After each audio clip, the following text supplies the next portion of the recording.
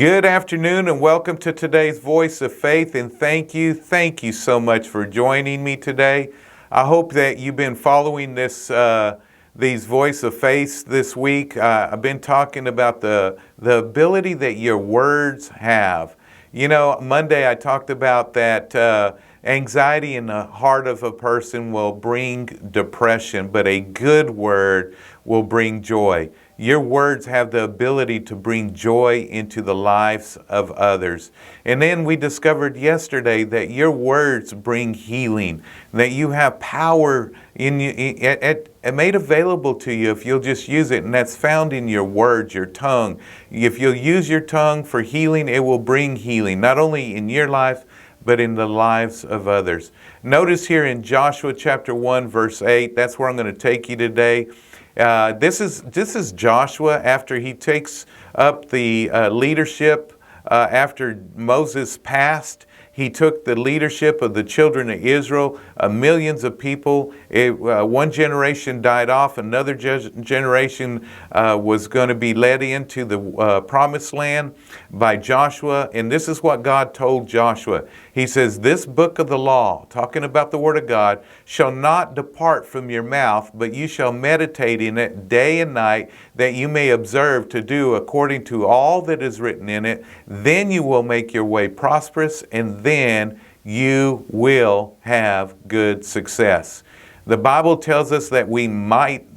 It doesn't say that we might have good success. It says we will have good success. That we will prosper in every area in our lives.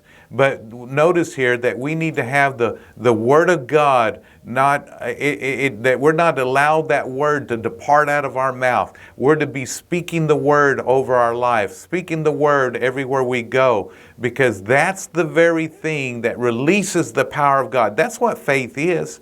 Faith is believing, speaking, and acting. We see that here in Joshua chapter 1. If we will believe, speak, and act on the Word of God, then it releases the power of God. Why? Because God's power is invested in His Word. The Bible calls it the Word of His power. All of the power of God is invested in the Word of God, and the Word of God is given for the manifestation of that Word in our lives. And that's where success, that's where prosperity comes.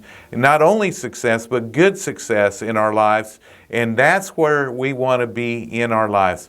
But we've got to use our words today. What is it that you're speaking out of your mouth today? Are you speaking words of life or words of death? Are you speaking the Word of God, or are you just speaking things that have no substance to it?